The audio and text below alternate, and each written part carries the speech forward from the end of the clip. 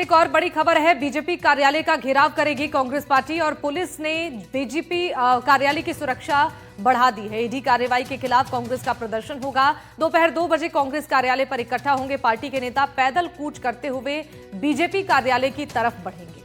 बड़ी खबर है, आपको बता दें कि ईडी की कार्रवाई के खिलाफ कांग्रेस का यह प्रदर्शन आज देखा जाएगा, जहां बीजेपी कार्यालय का घेराव करने की तैयारी कांग्रेस ने की है और बीजेपी कार्यालय की सुरक्षा पुलिस ने बढ़ा दी है। दोपहर 2 बजे कांग्रेस कार्यालय पर पार्टी नेता इकट्ठा होंगे और पैदल कूच करते हुए बीजेपी कार्यालय की ओर बढ़ेंगे।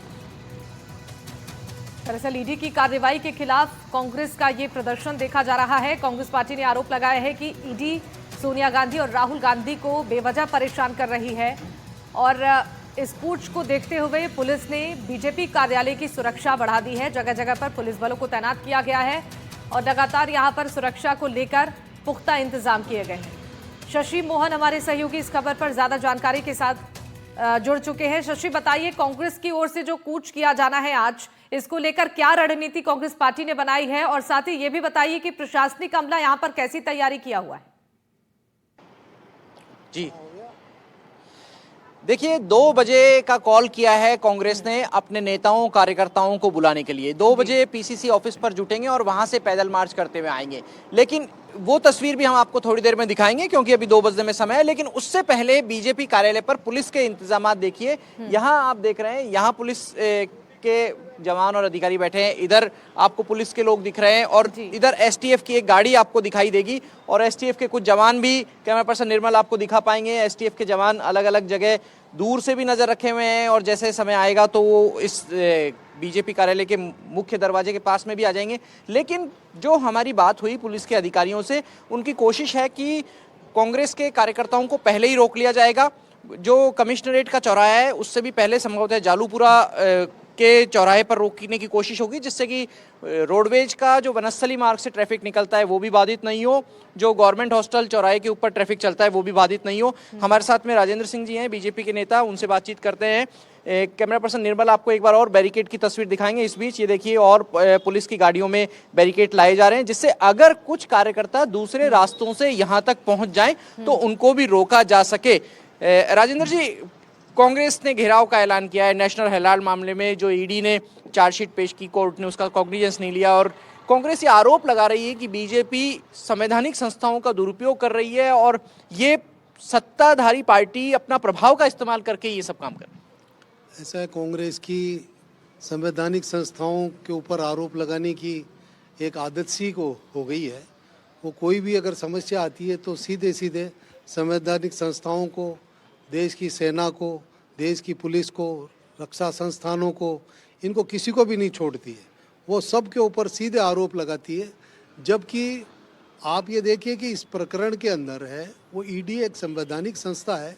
वो उन्होंने अपने हिसाब से जो भी कोई इन्वेस्टिगेशन है वो की है, जांच की है और जांच करने के बाद एक कोर्ट के अंदर चार्जशीट पेश की है।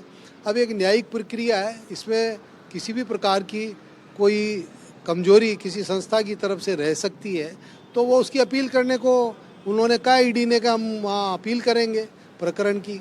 और जुडिशियल कोर्टों का जो कोई निर्णय है वो सबको मान्य है, सबको मानना भी पड़ेगा।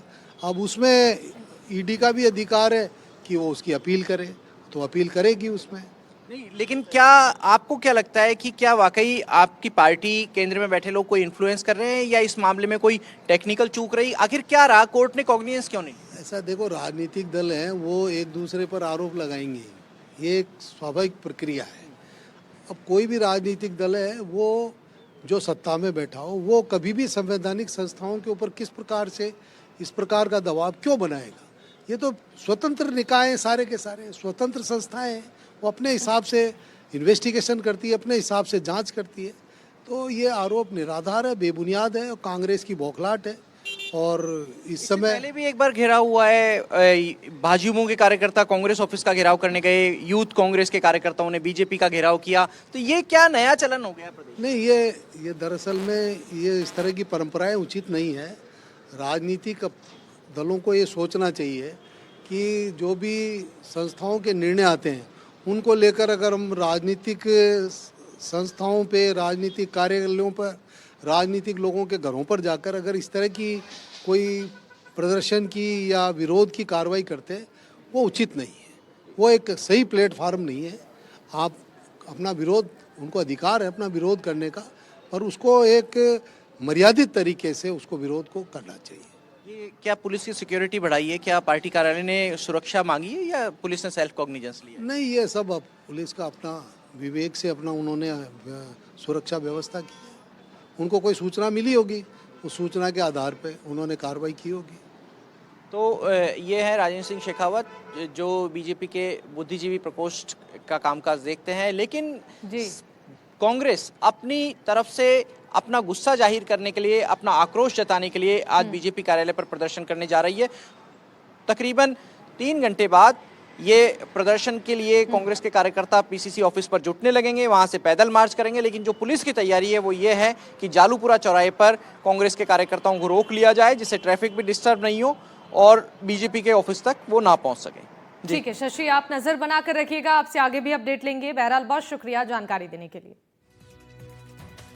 और उप मुख्यमंत्री दिया कुमारी 1 दिवसीय दौरे पर जोधपुर पहुंची। इस दौरान मीडिया से बातचीत करते हुए उन्होंने राजस्थान में निवेश के नए अवसरों और राज्य सरकार के 2 साल के सफल कार्यकाल पर प्रकाश डाला। उन्होंने कहा 10 दिसंबर को प्रवासी राजस्थान दिवस मनाया गया, जिसमें प्रवासी राजस्थानियों ने पूरी दुनिया में राज्य का नाम रोशन किया है।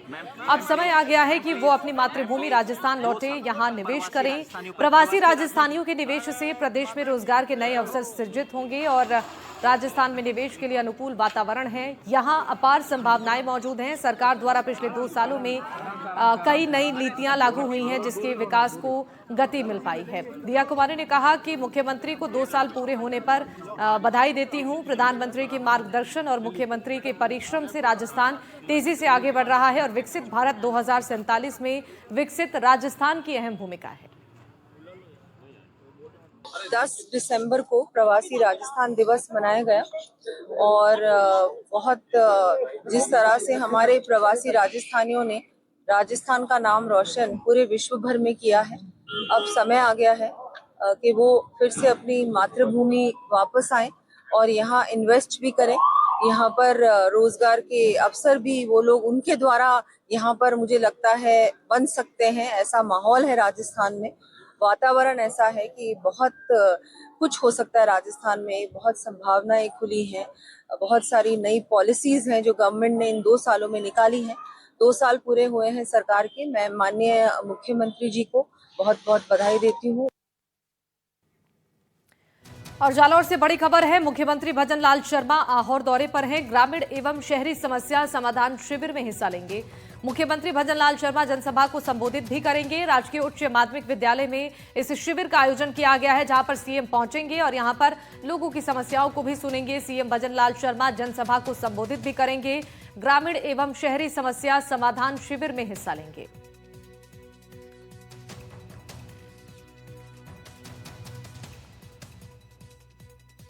मुख्यमंत्री भजन लाल शर्मा आहोर के दौरे पर हैं और इस दौरान जनसभा को भी संबोधित करेंगे। मुख्यमंत्री लोगों की समस्याओं को सुनेंगे और ग्रामीण एवं शहरी समस्या समाधान शिविर का आयोजन किया गया है, जिसमें मुख्यमंत्री हिस्सा लेंगे। भरतपुर से खबर है, जहां कथित विधायक फंड में रिश्वतखोरी मामले को लेकर बयाना में पोस्टरबाजी हुई है। भरतपुर बीजेपी ओबीसी मोर्चा के ग्रामीण मंडल का विधायक को समर्थन, विधायक रितु बनावत के समर्थन में पोस्टर लगाया गया। सत्य को परेशान किया जा सकता है, पराजित नहीं।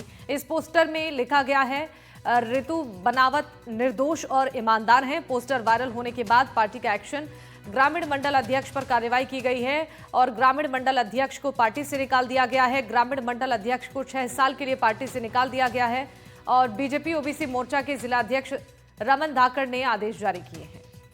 बढ़ते आगे, अजमेर के ख्वाजा गरीब नवाज की दरगाह में पीएम पद की ओर से चादर चढ़ाने पर रोक लगाने की मांग को लेकर दायर याचिका पर आज फैसला आने की संभावना है। हिंदू सेना के राष्ट्रीय अध्यक्ष विष्णु गुप्ता ने कोर्ट में याचिका दायर की है और कोर्ट ने 10 दिसंबर को फैसला सुरक्षित रख लिया था।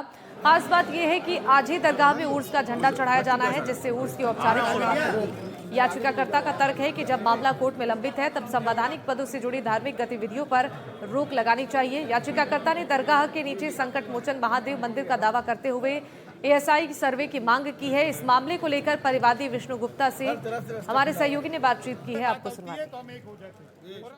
शिवसेना के अध्यक्ष विष्णु गुप्ता अपने अधिवक्ता के साथ एक बार फिर अजमेर न्यायालय पहुंचे हैं और इन्होंने मांग की है कि जब तक दरगाह में संकट मोचन महादेव मंदिर प्रकरण में फैसला नहीं हो जाता तब तक कोई भी संवैधानिक पद से दरगाह में चादर पेश ना हो। और आज ख्वाजा गरीब नवाज के सालाना उर्स का झंडा चढ़ने वाला है और आज इस फैसले पर जो चादर चढ़नी है या नहीं चढ़नी है उस पर आज फैसला होना है, संभावना है। बात कर लेते हैं। विष्णु जी, आज अजमेर फिर आए हो आप, क्या रहेगा आज?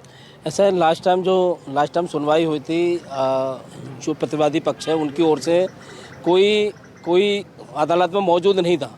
उसके बाद उन जो प्रतिवादी पक्ष है उनकी ओर से 151 की एप्लीकेशन दी गई है। एप्लीकेशन हमें मिल चुकी है, हमारे वकीलों ने उस पर जवाब तैयार किया है। आज मुझे लगता है फिर से एक बार बहस होगी और शाम को ऑर्डर आएगा और